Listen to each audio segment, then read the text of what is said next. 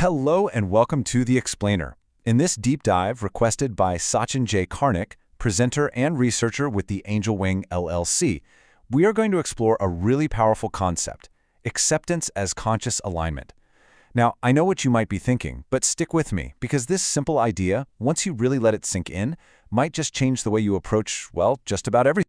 So, let's just get right to it and tackle the biggest myth head-on. When I say the word acceptance, what image pops into your head? For so many of us, it's this idea of, throwing in the towel. It sounds like passivity, like resignation, maybe it even sounds like giving up. But what if that's not just a little bit wrong? What if it's completely backward? What if acceptance is actually one of the most active, most disciplined, and frankly most powerful things you can ever do? And that brings us to this definition. Let's really break this down, because every word here matters. It's an active, conscious alignment. That means it's something you do on purpose. Alignment with what? With what is factually present. Not what you wish was there, not what you're afraid is there, but what is actually factually there. And here's the kicker. Prior to judgment, evaluation, or reaction. This isn't about liking the situation. It's not about agreeing with it or approving of it. It is simply the radical act of seeing reality clearly without all the mental static. This right here, this is our foundation. All right, so here's our game plan. First, we're going to completely redefine acceptance, really get clear on what it is versus what we think it is. Then we'll dive deep into that core idea of conscious alignment. After that, we'll bring it down to earth with some real-life examples and use a few powerful analogies to make sure the idea really sticks. And finally, we'll tie it all together to see why this is truly the beginning of accuracy. Okay, let's roll up our sleeves. Part 1, Redefining Acceptance. To really build this new understanding, we've got to do some demolition work first. We need to tear down the old rickety structure of what we thought acceptance was to make room for something much, much stronger. This is crucial. Just look at the difference here. On the left, we've got words like intentional, deliberate, meeting reality. It's all about engagement. It's an active, courageous choice. Now look at the right. This is the imposter. This is what acceptance gets mistaken for. Psychological retreat.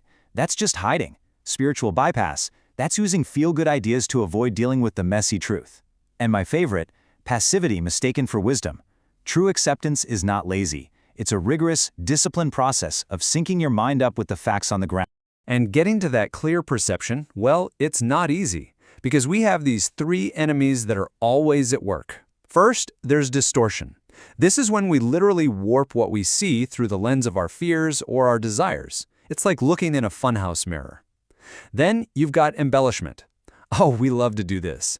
This is when we take a simple fact and we wrap a whole dramatic story around it. We become the writer, director, and star of a movie that isn't actually happening. And finally, premature interpretation. This is that knee-jerk reflex to immediately decide what something means before we've even fully perceived what it is. Acceptance is the hard work of setting these three aside. Okay, so if we can fight off those enemies, what do we find? This brings us to the very heart of the matter, conscious alignment. What does this actually look like, moment to moment? And why is the timing of it absolutely everything? Alignment. It's about getting in sync with what's real. Think of it like this. You're trying to tune an old-school radio. Right now, your mind is full of static. Your opinions, your fears, your judgments, your past experiences, it's just noise. Alignment is the act of slowly, carefully turning that dial until you hear the signal come through crystal clear. It's that moment you find the frequency of reality and just let it register without all the noise. Now, this is maybe the most important point in this whole explainer. This moment of alignment, it happens before you do anything else. It is not the response. It is not the solution. It is not your feeling about the situation. It is the silent, clear, empty space that you create before all of that rushes in. It's what allows for an intelligent response rather than just a panicked, knee-jerk reaction. Look at this sequence. It's so simple, but so profound. Step 1 is acceptance. That's it. Just letting reality land. Step 2 is everything else. Liking it, hating it, fighting it, planning around it. That's all step 2.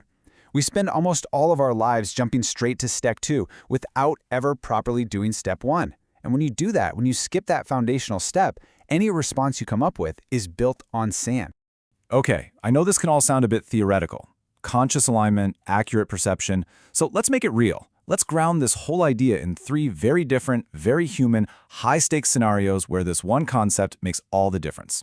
So we've got a physician facing a really tough diagnosis. We have a parent trying to understand their child who is different from what they expected. And we have an entrepreneur whose startup has just crashed and burned. In each of these moments, there is a fork in the road. One path is denial, panic, and distortion. The other path starts with a single, quiet moment of acceptance. That one moment is the pivot point between chaos and clarity. Let's really think about what acceptance unlocks here. For the physician, they have to first accept the raw, unvarnished data of the diagnosis. Only then can they think clearly about a treatment plan. For the parent, they have to stop projecting their own hopes and fears onto their child and simply accept who their child is. That's the only way to build a real connection. And for the entrepreneur, facing the reality of the failure without excuses is the only way they'll ever learn the lesson and build something better next time. In every single case, acceptance isn't the end. It's the beginning of a truly effective response. All right, now to really make this idea click, to take it from an intellectual concept and turn it into something you can feel, we're going to use three really powerful analogies. Think of these as mental shortcuts to help you remember the core of what we're talking about. First up, the windshield analogy. Imagine you're trying to drive down a highway in the middle of a storm and your windshield is completely caked in mud. You can floor it, you can crank the wheel left and right, you can honk the horn, you're creating a lot of movement, but you have zero visibility. You're just moving blind. That's what it's like to act without acceptance. Acceptance is the simple act of turning on the wipers and clearing the glass. It doesn't pick your destination for you, but it's the absolute prerequisite for seeing the road ahead. Next, let's put on a lab coat. This is the scientist analogy. A good scientist knows that their personal opinion doesn't matter when they're collecting data. Their job is to record what they observe, period. No fudging the numbers, no hoping for a different result. This is called epistemic honesty. It's a fancy phrase for a very simple idea, being truthful with yourself about what you know. Acceptance is applying that scientific rigor to your own life. It's that moment of pure, honest data collection before you rush in to form a conclusion about it. And finally, the mirror analogy. Think about a good, clean mirror. It doesn't flatter you, it doesn't criticize you, it doesn't tell you what you should do about that haircut, it just reflects perfectly, without adding or subtracting anything. That's what acceptance is in its purest form. It's a mirror for your mind, allowing you to see the reality of a situation perfectly reflected without all the commentary and judgment we usually layer on top. Now, this is where it gets really fascinating. We've been talking about this as a psychological tool, but it turns out this isn't just a good idea for our own minds. This same fundamental principle, see reality clearly first, then act, shows up in wildly different fields. It's almost like we've stumbled upon a universal law for how any intelligent system, biological or man-made, works best. Okay, check this out. First, in neuroscience, your brain is a prediction machine. It's constantly guessing what's going to happen next. When reality doesn't match the prediction, it creates what's called a prediction error. Your brain then has to accept that new surprising information to update its internal map of the world. That's literally how you learn. Without accepting the error, the brain just stays wrong. Then in philosophy, you have phenomenology. The whole point is to describe an experience exactly as it appears before you explain or analyze it. It's a deep commitment to just seeing the what of something without jumping to the why. And finally, in something as practical as systems engineering, there is an iron law: garbage in, garbage out. If your initial data is flawed, if your inputs are inaccurate, your entire system will fail. You can have the most brilliant strategy in the world, but if it's based on bad information, the result will be a mess. All three, in their own language, are screaming the same thing: accurate input must come first. And so this brings us to the final summit. We've looked at the definition, the real-world examples, the analogies, the science. Now it's time to pull all those threads together into one powerful, integrative insight. Let's just sit with this for a second. Read it again.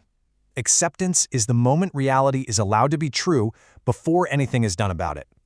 It's not about being passive.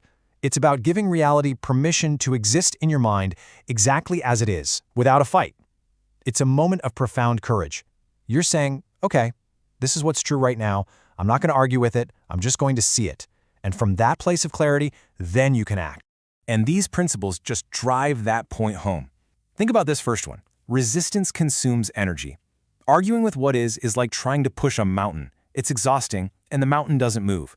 Acceptance frees up all that wasted energy so you can use it to actually navigate the terrain.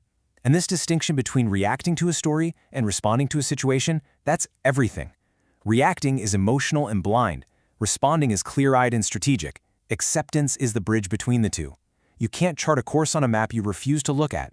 Acceptance is simply being willing to look at the map. So we started this journey by asking if acceptance was a sign of weakness, and I think we found our answer. Acceptance is not the end of the road. It's not where you give up. It is the solid ground from which every intelligent, effective, and powerful response is launched. It is not the end of the story, it is the beginning of accuracy. We hope this deep dive has given you a new, more powerful way to think about the act of acceptance. For more information on this research, please reach out to Sachin Karnik. You can find his contact information in the description box below. Thank you for joining us on The Explainer.